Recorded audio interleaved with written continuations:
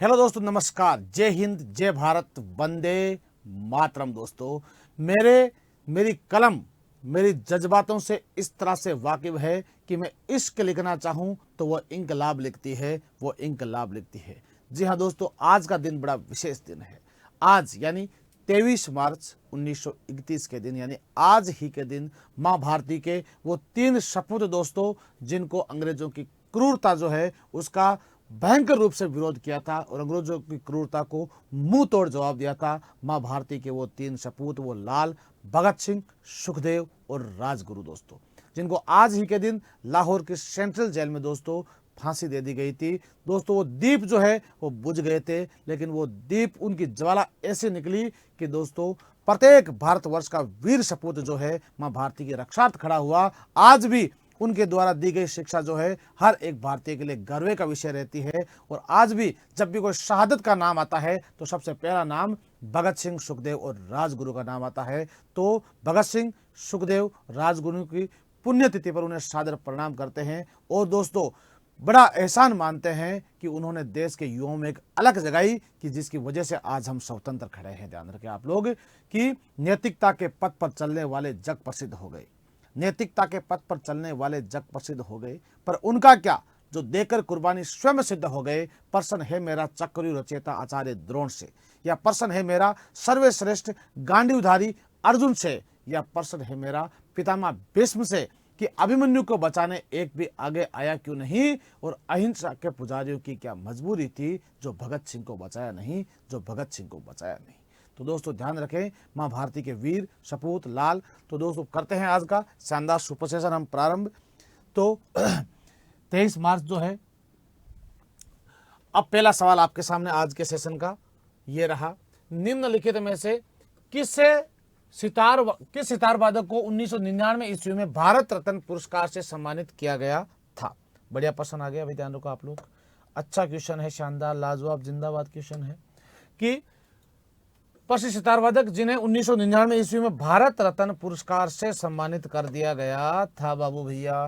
तो आपके पास ऑप्शन है हरिप्रसाद चौरसिया, जो प्रसिद्ध बांसुरी वादक है, बांसुरी वादक। तो बांसुरी वाले ने भी बात यहाँ पर चल रही है किसकी, सितार वादक की। पंडित रविशंकर, बिल्कुल दोस्तों, यहाँ आपका राइट आंसर हो जाएगा भाई।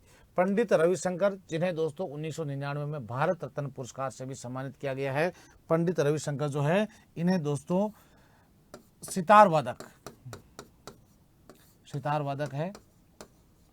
और यहां पर यह भी ध्यान रखो कि तबला और सितार में कई बार आपको बता चुका हूं कि तबला और सितार का जो आविष्कार किया था वो आविष्कार किसके द्वारा किया गया था, तो वो आविष्कार किया गया था अमीर खुसरो के द्वारा, अमीर खुसरो के द्वारा, जिसके द्वारा ग्रंथ लिखा गया था खजाइन उल फुतूह है, खजाइन उल फुतूह है। किसको कहते हैं, आप किसने लिखी थी, अमीर खुसरो ने दोस्तों। और कवाली गायकी का जनक भी इन्हीं को कहा जाता है, कवाली गायकी का जनक भी इनको कहा जाता है।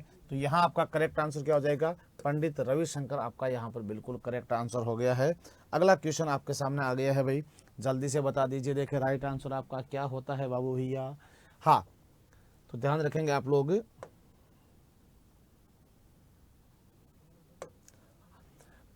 प्रख्यात संगीतकार पंडित किशन महाराज निम्नलिखित में से किस वाद्य यंत्र से संबंधित है दोस्तों।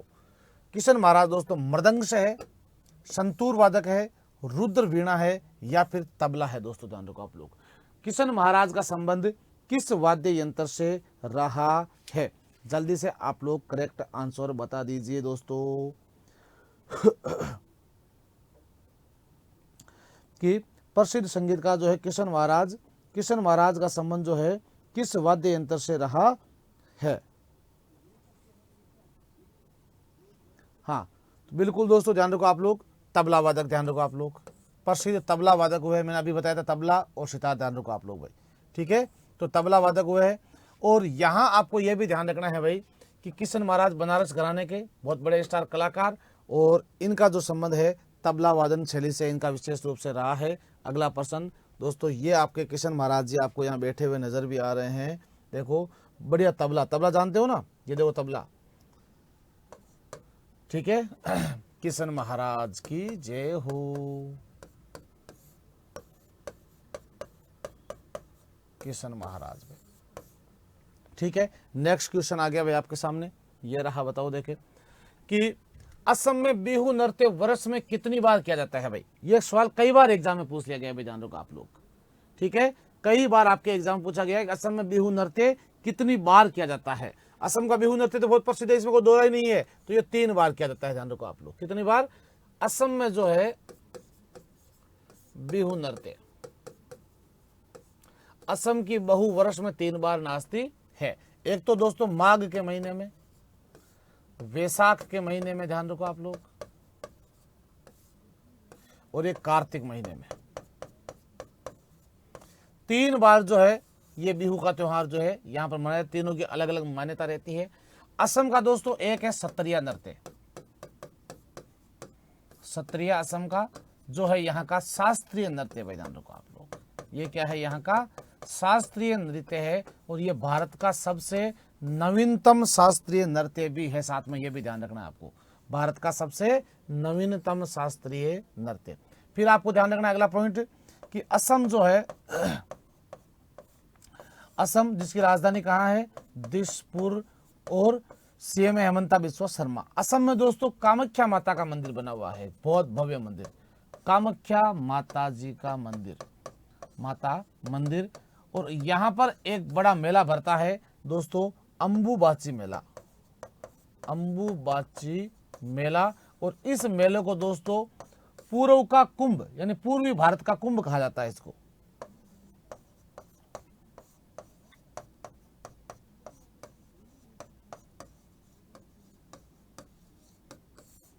पूर्वी भारत का कुंभ इसे कहा जाता है। तो यहां आप सभी ध्यान रखेंगे, 3 आपका यहां पर बिल्कुल करेक्ट आंसर हो गया। वर्ष में 3 बार दोस्तों बिहू नृत्य जो है किया जाता है असम में, ध्यान रखेंगे आप लोग। अगला प्रश्न आ गया भाई, ये रहा, बताओ देखे। और अगले प्रश्न से पहले दोस्तों ये इंफॉर्मेशन आपके लिए बहुत इंपॉर्टेंट होने वाली है। तो दोस्तों इस इंफॉर्मेशन में क्या है कि 21 से 28 मार्च 2024 दोस्तों उत्कर्ष के सभी, और दोस्तों ध्यान रखो, रेलवे और एसएससी के ऑनलाइन और रिकॉर्डेड कोर्स पर आपको मिल रहा है अप टू 90% का डिस्काउंट, साथ में 3 मंथ्स की एक्स्ट्रा वैलिडिटी के साथ में। तो दोस्तों अगर आपका सपना है रेलवे आरपीएफ को ज्वाइन करने का, रेलवे एसआई को ज्वाइन करने का, तो ये न्यूज आपके लिए बहुत इंपॉर्टेंट रहेगी। साथ में ही दोस्तों उत्कर्ष ऐप की बुकशाला में आपको मिल रहे प्रिंटेड नोट्स बुक जो है वो मिलेगी, वो भी अप टू 90% डिस्काउंट के साथ में। तो दोस्तों होली जो है रंगों वाला, दोस्तों आपकी सफलता का रंग भी आप लोग चढ़े, इसलिए दोस्तों आज ही अपने मोबाइल में जो है उत्कर्ष ऐप को आप लोग इंस्टॉल कीजिए और दीजिए अपने सपनों को नई उड़ान टीम उत्कर्ष के साथ। ओके, अगला क्वेश्चन आ गया है भाई आपके सामने। हाँ, होली मना रहे हो सभी बढ़िया तरीके से? हाँ, कल होली पर्व है, तो निश्चित रूप से आपको होली की अग्रिम शुभकामनाएं हैं। ये होली आपके लिए सिलेक्शन वाली होली होगी आगे बढ़ करके। तो किस त्योहार को पूर्व का कुंभ, अरे यार अभी बताया मैंने, ध्यान रखो आप लोग। हॉर्नबिल महोत्सव दोस्तों ये कहाँ का है, ये तो नागालैंड का, ये भी बहुत प्रसिद्ध है भाई। नागालैंड का हॉर्नबिल महोत्सव जो है ये बहुत ज्यादा इंपॉर्टेंट है बाबू भैया। और अभी मैंने आपको बताया था अम्बुबाची मेला, ध्यान रखो भाई आप लोग। कौन सा बताया था? अम्बुबाची मेला, जो कहाँ बढ़ता है?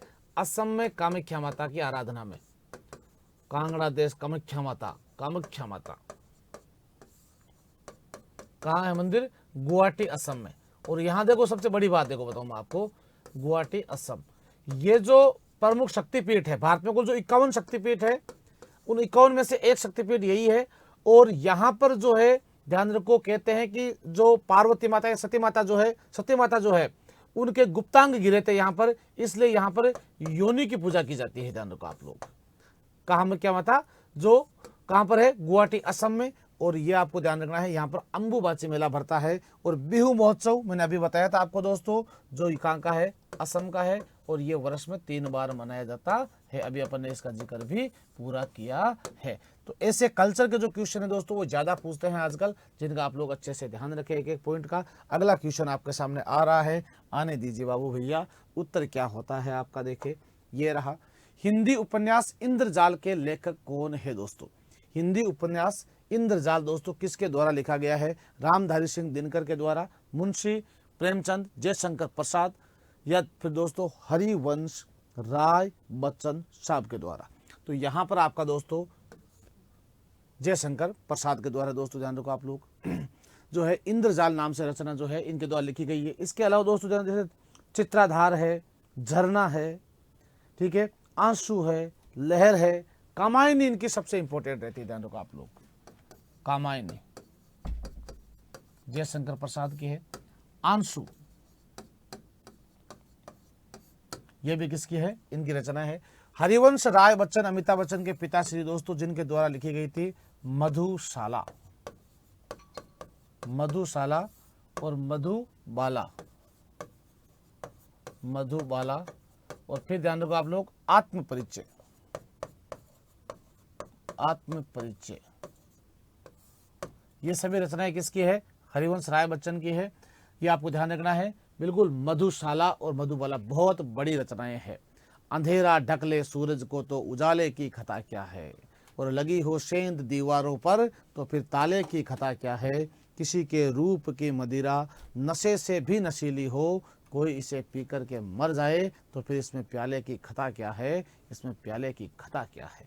ध्यान रखो आप लोग, हरिवंश राय बच्चन साहब की। मुंशी प्रेमचंद दोस्तों, जिन्हें दोस्तों उपन्यास सम्राट कहा जाता है। क्या कहते हैं भाई, इनको उपन्यास सम्राट के नाम से जानते हैं, उपन्यास सम्राट। और इनके द्वारा दोस्तों जो लिखा गया था गोदान, रंगभूमि, कर्मभूमि, प्रेमाश्रम, प्रेमाश्रम, बड़े घर की बहू, पूस की रात, ये सभी रचनाएं किसकी है भाई, आपके मुंशी प्रेमचंद जी की है। और राष्ट्रीय कवि दोस्तों रामधारी सिंह दिनकर आपको ध्यान रखना है। तो यहां अब आपको बताना है साकेत किसकी है, बताओ। देखें साकेत है मैथिली शरणगुप्त, शरणगुप्त की। और एक ध्यान रखना रामचरितमानस, रामचरितमानस कवितावली विनय पत्रिका, यह है तुलसीदास जी की भाई। तुलसी तुलसी सब कह रहे तुलसी वन की घास, कृपा भई जब राम की तो तुलसी बन गया तुलसीदास भाई। ध्यान रखो आप लोग। तो यहाँ आपका करेक्ट आंसर क्या हो जाएगा दोस्तों, जयशंकर प्रसाद कामायनी। ध्यान रखना है। अगला क्वेश्चन आपके सामने आ गया है, आने दीजिए आप लोग। देखें राइट आंसर आपका भाई क्या होता है, ये रहा। निम्नलिखित में से किस भारतीय ओलंपियन ने प्लेइंग टू विन, ध्यान रखो भाई, बढ़िया पुस्तक है, प्लेइंग टू विन जो है शीर्षक के नाम से अपनी आत्मकथा लिखी है। अभिनव बिंद्रा ने लिखी है, लवलीना लिखी है, कर्णम मल्लेश्वरी ने, या फिर साइना नेहवाल ने। तो दोस्तों यहाँ आपका करेक्ट आंसर क्या हो जाएगा, साइना नेहवाल आपका यहाँ पर करेक्ट आंसर है। साइना नेहवाल बैडमिंटन की दोस्तों कलाकार आपके खिलाड़ी है।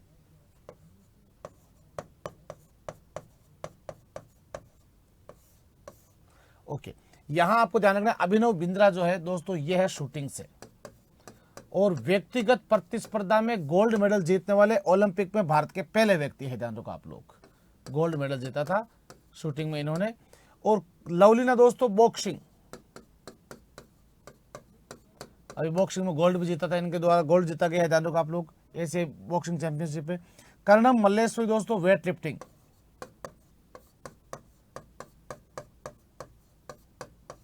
और इन्हें उपनाम के रूप में बोलते हैं द आयरन लेडी, जबकि आयरन लेडी इंदिरा गांधी, ध्यान रखना ना, आयरन लेडी। और ओलंपिक में पदक जीतने वाली भारत की प्रथम महिला भाई, ओलंपिक में पदक जीतने वाली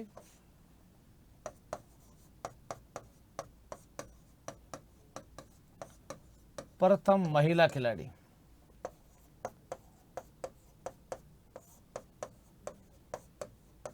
और ओलंपिक में पदक जीतने वाले प्रथम भारतीय खिलाड़ी कौन है, तो वो है केडी जाधव। ओलंपिक आधुनिक कब प्रारंभ हुए थे, 1896 में प्रारंभ हुए थे। ओके, अगला क्वेश्चन आ रहा है भाई आपके सामने, हो जाओ तैयार साथियों। ये रहा नेक्स्ट क्वेश्चन, बताओ देखे। प्रसिद्ध हैरी पॉटर पुस्तक श्रृंखला जो है किसकी लेखिका कौन है, जानो का आप लोग। हैरी पॉटर फिल्म देखी रे, बताओ हैरी पॉटर फिल्म किस किसने देखी हुई है, हाथ खड़े करो देखो जल्दी से। हाथ खड़े करने का मतलब क्या होता है, थम्स अप करो, ठीक है ना। अब आप ऑफलाइन क्लास में नहीं बैठे ना, लेकिन वो बार बार बात वही रहती है ऑफलाइन वाले से, हाथ खड़े कर लो भाई, ठीक है। तो जल्दी से बता दो देखे, हैरी पॉटर जो है वो किसके द्वारा लिखी गई है, अगाथा क्रिस्टी के द्वारा, डैन ब्राउन के द्वारा, एनिड क्यूटन के द्वारा, या जेके रोलिंग के द्वारा। तो यहां आपका राइट आंसर हो गया भाई जेके रोलिंग। देखो जो पुस्तकें हैं इंपॉर्टेंट, एक तो द प्रिंस, सबसे ज्यादा जो पूछ जाती है पुस्तक द प्रिंस जो है वो मैकियावेली की। तो आपके विदेशी राइटर है उनमें से बात कर रहा हूं, मैकियावेली। एक ध्यान रखना अप्रैल थिनसेस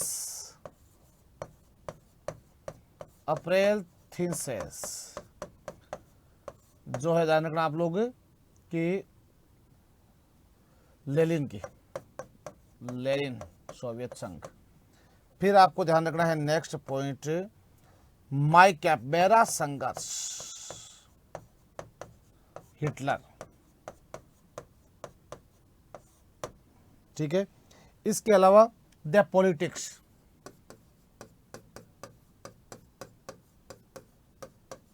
अरस्तु। फिर नाम आता है हेमलेट और रोमियो एंड जूलियट।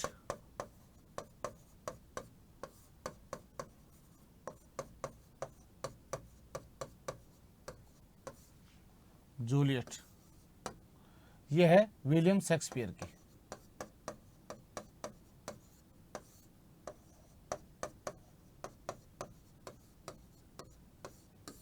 ठीक है। इसके अलावा जैसे मलाला यूसुफजई की पुस्तक है, ध्यान को आप लोग, जैसे नेल्सन मंडेला की पुस्तक है, उनसे ज़्यादा पूछते हैं पसंद। आपके बराक ओबामा की जो लिखी हुई पुस्तक है, यहाँ पर आपका राइट आंसर क्या हो जाएगा भाई, डी आपका यहाँ पर बिल्कुल करेक्ट आंसर हो गया है। अगला क्वेश्चन आपके सामने आ गया है, बता दीजिए भैया, निम्न में से कौन सी पुस्तक चेतन भगत के द्वारा नहीं लिखी गई है।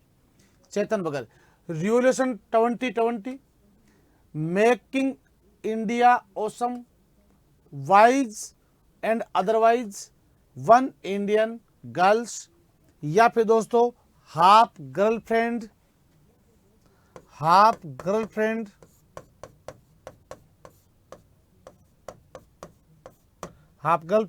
या फिर ध्यान दो आप लोग वन इंडियन गर्ल हो गई, हाफ गर्ल, थ्री इडियट्स।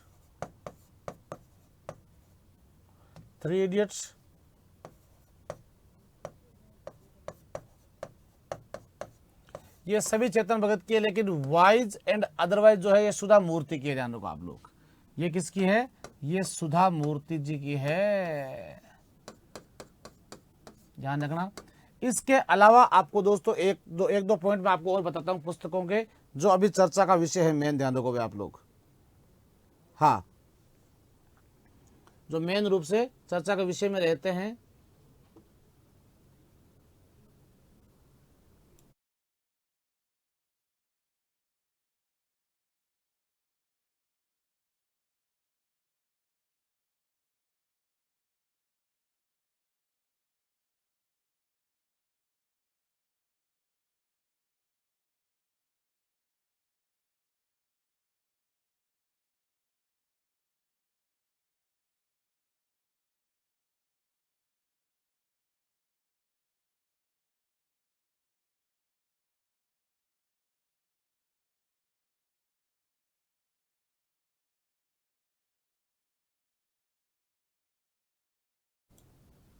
हाँ, तो सभी ध्यान रखेंगे आप लोग, हाफ गर्लफ्रेंड, थ्री इडियट्स, सुधा मूर्ति।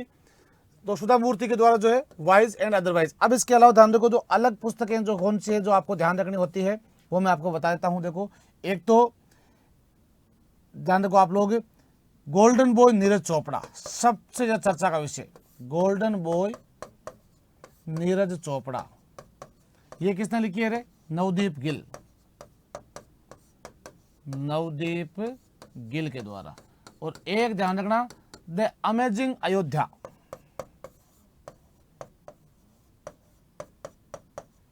अमेजिंग अयोध्या, एक नगरी है विख्यात अयोध्या नाम से। ध्यान रखो, द अमेजिंग अयोध्या, नीना रॉय। यही जन्मभूमि है परम पूज्य श्री राम की, हम कथा सुनाते हैं श्री राम की। जम्बू द्वीप भरतखंडे, एक नगरी है विख्यात अयोध्या नाम से।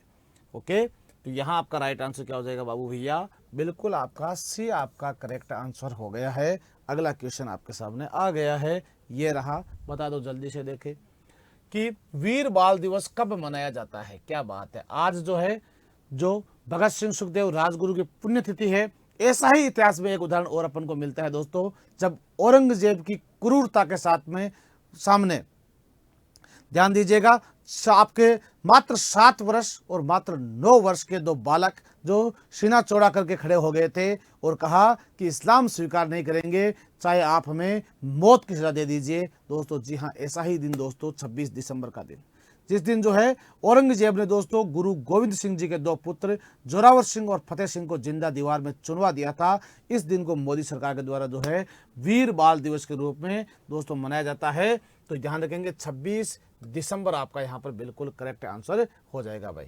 14 नवंबर को तो बाल दिवस से पंडित जवाहरलाल नेहरू जी की जयंती है, यह है वीर बाल दिवस। यह तो हो गया बाल दिवस 14 नवंबर को, पंडित जी नेहरू जी की जो है जन्म तिथि आती है। 9 जनवरी को दोस्तों प्रवासी भारतीय दिवस, प्रवासी भारतीय दिवस, भारतीय दिवस मनाया जाता है, जिस दिन 9 जनवरी 1915 ईस्वी को गांधी जी अफ्रीका से भारत आए थे। गांधी जी जो है अफ्रीका से भारत आए थे भाई, अफ्रीका से भारत आए थे। ओके, तो यहाँ आपका करेक्ट आंसर 26 दिसंबर आपका यहाँ पर बिल्कुल करेक्ट आंसर है, जब गुरु गोविंद सिंह जी सिखों के 10वें गुरु हुए थे। और इस दिन जो है गुरु गोविंद सिंह जी के पुत्र गुरु गोविंद सिंह जी के जो पुत्र थे जोरावर सिंह व फतेह सिंह, ध्यान रखो भाई आप लोग।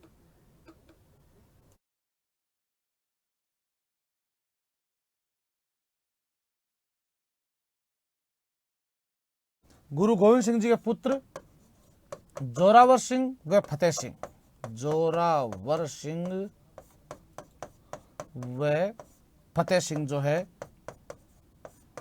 उनको औरंगजेब की क्रूरता के सामने जो है दोस्तों अपना स्वाभिमान का परिचय दिया था और औरंगजेब ने इनको जिंदा दीवार में चुनवा दिया था। गुरु गोविंद सिंह जी जो 10वें गुरु हुए थे सिख धर्म के, इनके द्वारा 5 कक्कार लागू किए गए थे भाई।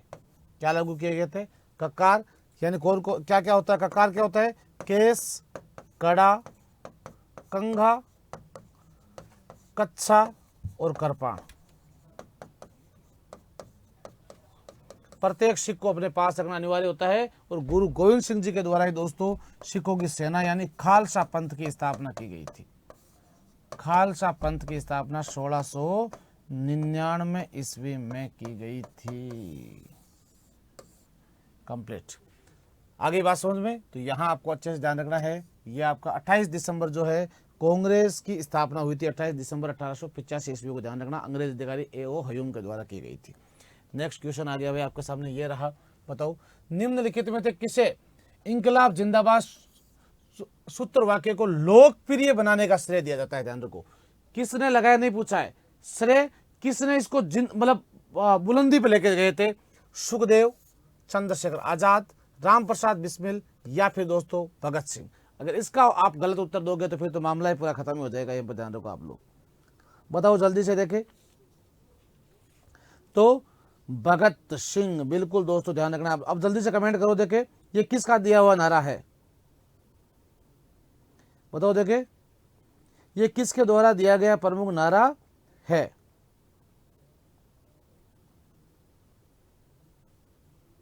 मौलाना हसरत मोहानी के द्वारा। ध्यान रखो आप लोग, मौलाना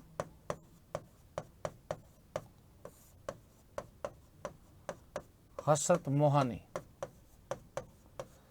के द्वारा यह कंपोज किया गया था, जबकि इसको प्रसिद्धि दिलाई थी जब 1929 ईस्वी में सेंट्रल असेंबली पर जब बम फेंका और दोस्तों इंकलाब जिंदाबाद के नारे लगाते हुए अपनी गिरफ्तारी दी थी, ध्यान रखो आप लोग, सेंट्रल असेंबली।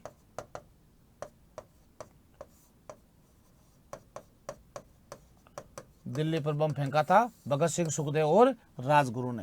तो यहाँ आपका राइट आंसर क्या हो जाएगा, डी आपका यहाँ पर बिल्कुल करेक्ट आंसर। चंद्रशेखर आजाद, आजाद था, आजाद है और आजाद ही रहेगा, ध्यान रखो। चंद्रशेखर आजाद जो दोस्तों ध्यान रखो 1925 ईस्वी में काकोरी ट्रेन एक्शन घटना, काकोरी एक्शन जो है उसको अंजाम देने वाले प्रमुख व्यक्ति यही थे, ध्यान रखो आप लोग। हाँ, चंद्रशेखर आजाद, रामप्रसाद बिस्मिल, अशफाक उल्ला खान, राजेंद्र लाहेड़ी, रोशन सिंह, ये सभी इसमें जो प्रमुख क्रांतिकारी थे जिन्होंने काकोरी ट्रेन एक्शन, जो ट्रेन से सोना लूटा था 1925 ईस्वी में। तो यहाँ आपका ध्यान रखना है, करेक्ट आंसर क्या हो जाएगा, डी दोस्तों, भगत सिंह, जिनकी आज पुण्यतिथि है, यानी 23 मार्च 1931 ईस्वी। आज ही के दिन भगत सिंह, सुखदेव, राजगुरु को जो है दोस्तों फांसी पे लटका दिया गया था। माँ भारती के वो वीर सपूत हंसते हंसते जो है फांसी पे फंदे से झूल गए थे, लेकिन दोस्तों अंग्रेजों की क्रूरता के सामने कभी भी खुद को जो है असहाय नहीं होने दिया था। हंसते हंसते जो है प्राणों की आहुति दे दी थी इन्होंने। तो दोस्तों उत्कर्ष पे चल रहा है दोस्तों अभी होली हंगामा। होली हंगामा 21 से 28 मार्च तक एसएससी के सभी ऑनलाइन और ऑफलाइन, एसएससी के सभी ऑनलाइन और रिकॉर्डेड जो कोर्स है उन पर अप टू 90% का डिस्काउंट भाई, ध्यान रखो भाई आप लोग, जितने भी ऑनलाइन और रिकॉर्डेड कोर्सेज है उनके ऊपर। साथ में आपको मिल रहा है 3 मंथ्स एक्स्ट्रा वैलिडिटी इसके अंदर मिल रही है, और उत्कर्ष ऐप के बुकशाला में आपको मिल रहे हैं प्रिंटेड नोट्स, ध्यान रखो, वो भी अप टू 90%। तो दोस्तों रेलवे और एसएससी के जितने भी अपने उत्कर्ष एप्लीकेशन पर लाइव और रिकॉर्डेड कोर्सेज है उन पर आपको मिल रहा है दोस्तों अप टू 90% का डिस्काउंट। तो आप बिना किसी विलंब के आज ही अपने मोबाइल में उत्कर्ष ऐप को इंस्टॉल कीजिए और दोस्तों दीजिए अपने सपनों को नई उड़ान। टीम उत्कर्ष के साथ मिलकर के अगला प्रश्न आ गया आपके सामने, ये लो भाई, बता दीजिए जल्दी से देखें। हाँ, भारतीय पंचांग के अनुसार बसंत ऋतु किन महीनों में आती है भाई, ध्यान रखो आप लोग। भारतीय पंचांग मतलब विक्रम संवत के अनुसार, ध्यान रखो भाई आप लोग, किस महीने में आती है बसंत ऋतु, ज्येष्ठ और आषाढ़, मार्गशीर्ष और पौष महीने में, या फिर चैत्र और वैशाख में, या श्रावण और भाद्रपद मास में? जल्दी से बता दीजिए देखें।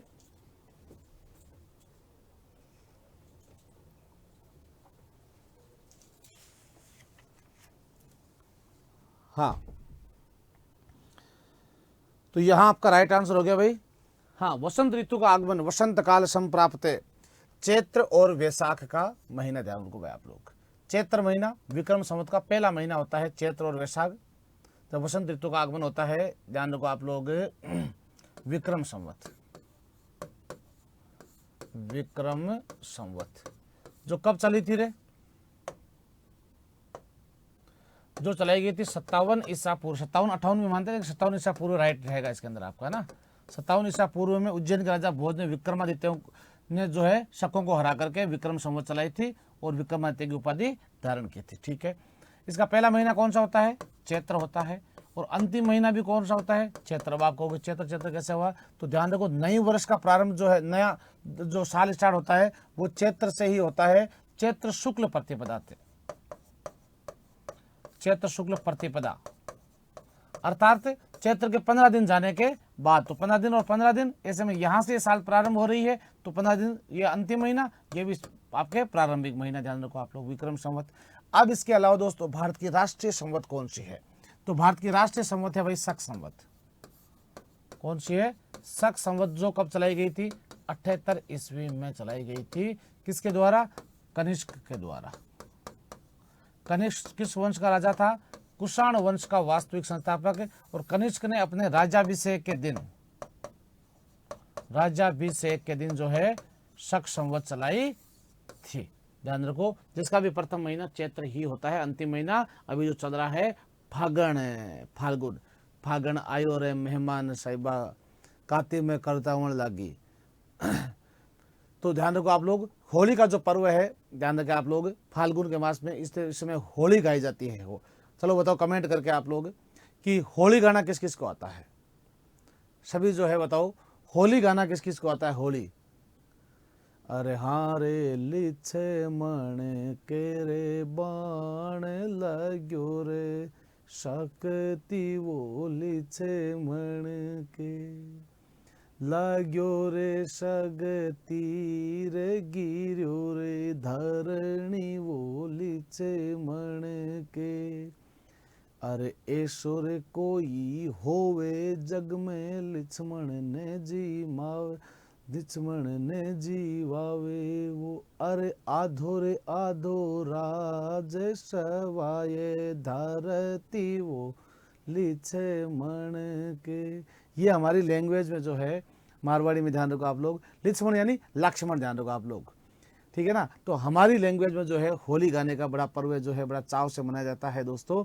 चंग वाद्य यंत्र के साथ में जो है चंग के साथ में नाचते हुए जो है होली मनाई जाती है। होली बड़ा ही दोस्तों मिलनसार जो त्योहार है अपना, जिसमें लोग एक दूसरे को जो है जानते हैं, पहचानते हैं, पुराने द्वेषों को खत्म करते हैं। जिस तरह से होली दोस्तों जलाई जाती है, उस जलन के साथ ही जितने आपके कष्ट है वो भी जल जाए, और जिस तरह से रंगों का अंबार आता है वैसे आपके जीवन में जो है खुशियों का अंबार आपके लिए आए, ऐसी कामना के साथ होली आपको बहुत बहुत मुबारक हो। तो यहाँ आपका दोस्तों चैत्र और वैशाख आपका यहाँ पर बिल्कुल करेक्ट आंसर हो गया है। श्रावण में दोस्तों अपनी है श्रावण की तीज। अगला प्रश्न आ गया, ये रहा भाई, बताओ देखे। राज्यों में मुख्यमंत्री सहित मंत्री परिषद की न्यूनतम सदस्य संख्या कितनी हो सकती है? आपसे पूछिए न्यूनतम सदस्य संख्या पूछी है आपसे, ध्यान रखो आप लोग। तो यहां आपको ध्यान रखो आप लोग, न्यूनतम सदस्य संख्या कितनी हो सकती है, यानी 12 न्यूनतम हो सकती है, 12 से कम नहीं हो सकती भाई, ध्यान रखो आप लोग। यानी अटल बिहारी वाजपेयी सरकार के समय जो 91वां संविधान संशोधन किया था, उसके तहत यह कहा गया था कि लोकसभा और राज्यों में विधानसभा के जो कुल सदस्य हैं, उन कुल सदस्यों का अधिकतम 15% सदस्य अधिकतम हो सकते हैं। अधिकतम कितने हो सकते हैं? 15%। न्यूनतम कितने होने जरूरी है? 12 मंत्री न्यूनतम होने अनिवार्य होते हैं। जैसे मैं आपको कहूं राजस्थान में विधानसभा सीट कितनी है? 200, तो 200 का 15% कितनी हो गई भाई? 30। तो राजस्थान में कम से कम 30 मंत्री होने अति आवश्यक होते हैं भाई, ध्यान रखो आप लोग। कितने होने जरूरी है? 30 मंत्री होने जरूरी है। 30 मंत्री हो सकते हैं अधिकतम, ध्यान रखो आप लोग। न्यूनतम कितने होने जरूरी है? 12 होने जरूरी है, ध्यान रखो आप लोग।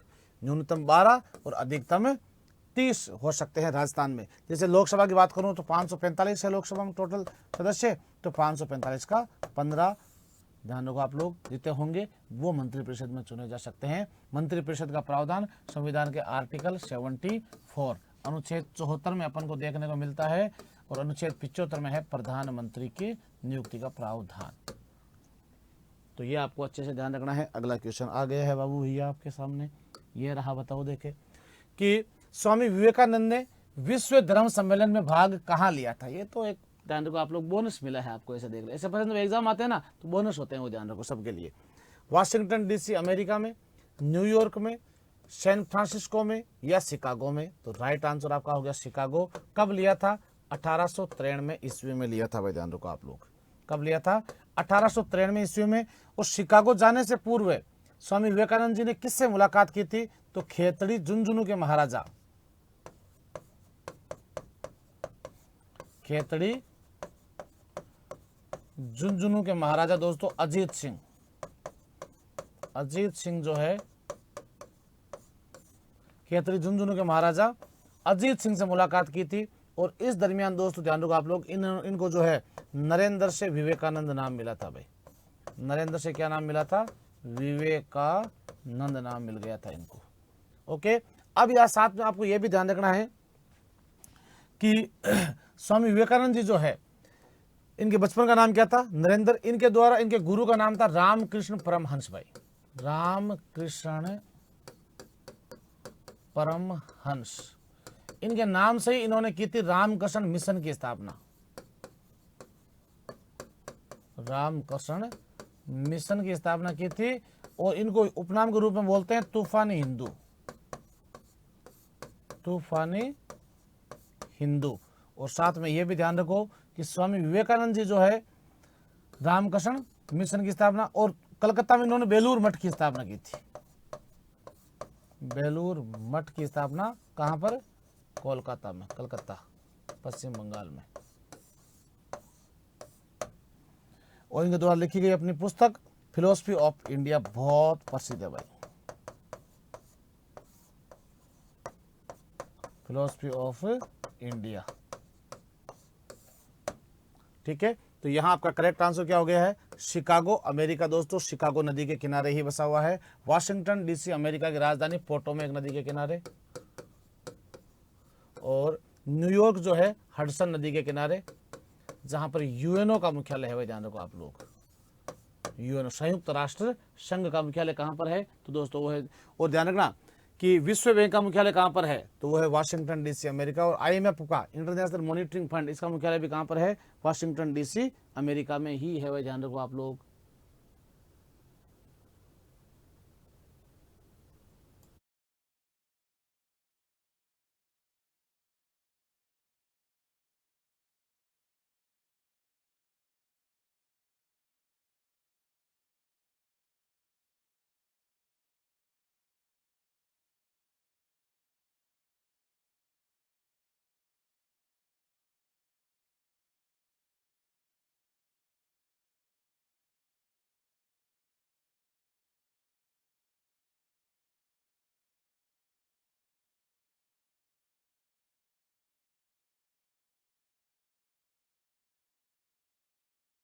सभी ध्यान रखेंगे आप लोग कि यह था अपना आज का सेशन। तो आज का सेशन आपको कैसा लगा, आप लोग कमेंट करके अपनी राय अवश्य दीजिएगा दोस्तों।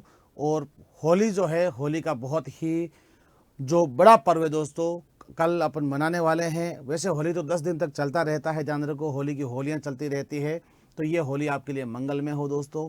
पुनः आप सभी को ध्यान रखना है, होली की बहुत बहुत अग्रिम शुभकामनाओं के साथ में, कि ये होली आपके लिए मंगलमय हो और ये होली सिलेक्शन वाली हो। इसके लिए उत्कर्ष के जो सभी ऑनलाइन कोर्सेज पर चल रहा है अप टू 90% डिस्काउंट, उसके साथ आप लोग डिस्काउंट प्राप्त करके और आप दीजिए अपने सपनों को नई उड़ान। टीम उत्कर्ष के साथ जय हिंद, जय भारत, वंदे मातरम।